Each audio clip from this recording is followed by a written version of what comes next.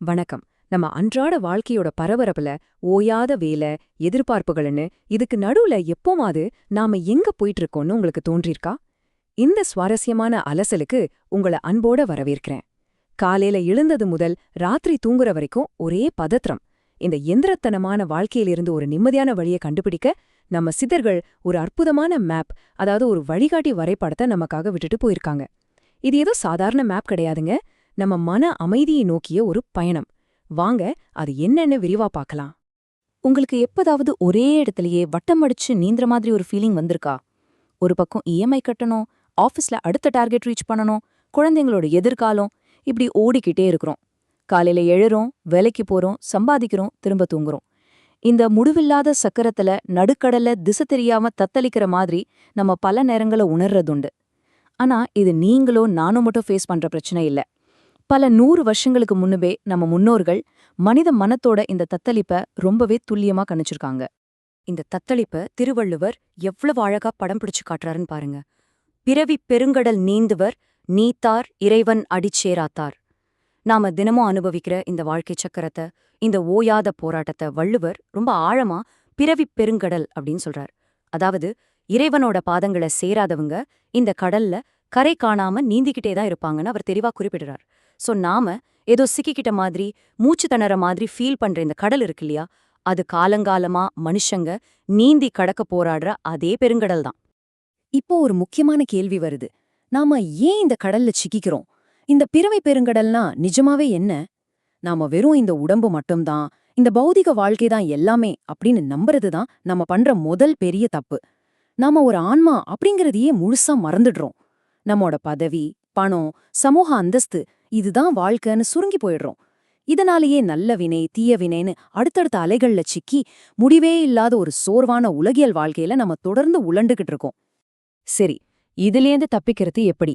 அதுக்கு தான் சித்தர்கள் கொடுத்த அந்த பழங்கால வரைபடத்தை நம்ம கொஞ்சம் விரிச்சு பார்க்கணும். அகத்தியர் முனிவரோட இந்த பாடல கவனிங்க. மனிதனாய் பிறந்தாக்கள் சாகா கல்வி வாசிக்கும் சிவயோக வாழ்க்கை சேர்வான்.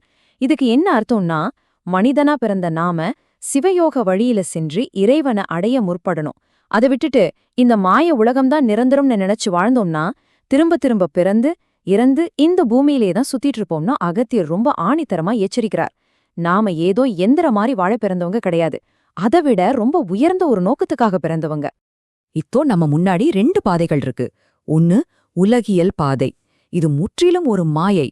ஆசைகள் நம்மள துரத்த அடுத்தென்ன வேணும்னு ஒரு பசியில கர்ம வினைகள்ல மாட்டிக்கிட்டு திரும்ப திரும்ப பிறப்புன்னு ஒரு முடிவில்லாத ஓட்டத்துல மூச்சு விடாம ஓடிக்கிட்டே இருக்கிறோம். ஆனா அதே சமயம் ஆன்மீக பாதை அல்லது சிவயோக பாதை அப்படிங்கிறது முற்றிலும் மாறுபட்ட ஒண்ணு.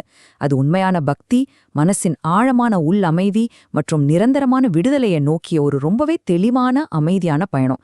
எந்த பாதையை தேர்ந்தெடுக்க போறோம் அப்படிங்கிறது முழுசா நம்ம கையில தான் இருக்கு.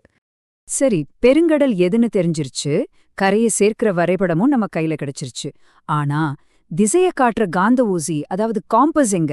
ஒரு சாதாரண மனுஷனா அன்றாட வாழ்க்கையோட பிரஷர்ல, குடும்ப பொறுப்புகள்ல சிக்கி இருக்கிற நாம எப்படி இந்த பழங்கால வரைபடத்தை இன்னைக்கு, அதுவும் நம்மோட நடைமுறை வாழ்க்கையில பயன்படுத்த முடியும்? எப்படி நம்ம வாழ்க்கை பயணத்தோட திசைய சரியா செட் பண்றது?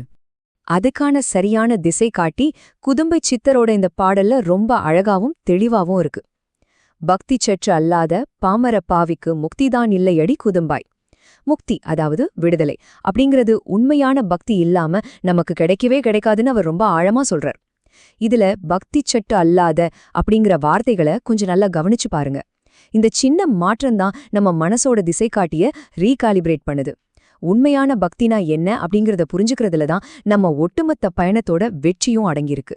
நாம இதுவரைக்கும் எப்படிப்பட்ட பக்தியை வச்சிருந்தோன்னு கொஞ்சம் ஒப்பிட்டு பாருங்களேன்.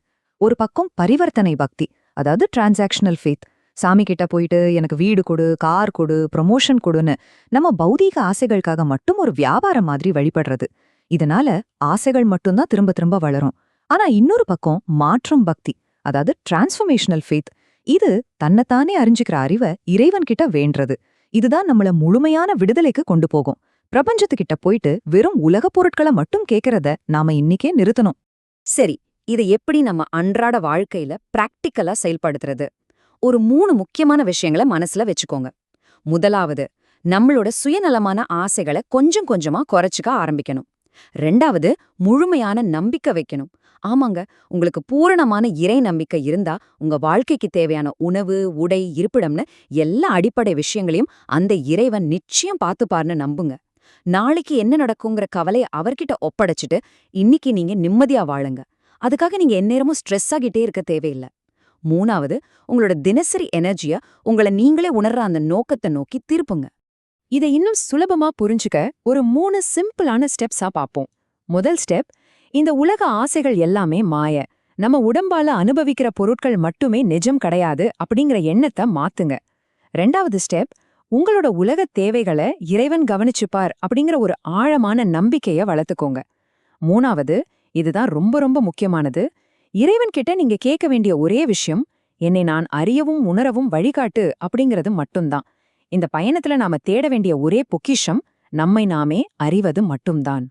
சோ, இதுலேருந்து நம்ம புரிஞ்சுக்க வேண்டிய மிக முக்கியமான விஷயம் என்னன்னா, இந்த பழங்கால வரைபடம் உங்களை ஏதோ ஒரு வெளி உலக புதையலுக்கு கூட்டிட்டு போகல. நீங்க தேடுற அந்த புதையல் வெளியிலயோ ஆகாயத்திலயோ இல்ல. மாறாக, உங்களுக்குள்ளேயே உறங்கிக்கிட்டு இருக்கிற விடுதலை அடைந்த உண்மையான ஆன்மீக தன்மையை நோக்கி உங்களை அழைச்சிட்டு போகுது. நீங்க இத்தனை நாளா தேடி அலையிற அந்த அமைதியும் விடுதலையும் வேற எங்கேயும் இல்ல, உங்களுக்குள்ளேயேலாம் இருக்கு.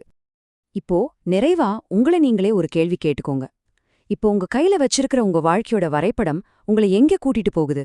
கொஞ்ச நாளே இருக்கக்கூடிய தற்காலிகமான உலக ஆசைகளை நோக்கியா, அல்லது நிரந்தரமான ஆன்ம விடுதலையை நோக்கியா? இந்த சித்தர்களோட போதனைகளை கொஞ்சம் ஆழமா சிந்திச்சு பாருங்க. என்றோ ஒரு நாள் கிடைக்கும் அமைதிக்காக காத்துக்கிட்டு இருக்காம உங்க தினசரி பயணத்தோட திசைய இன்னிக்கே இப்போதே மாற்றுங்கள். வர்ற காலங்கள் வசந்தமாகட்டும். நன்றி.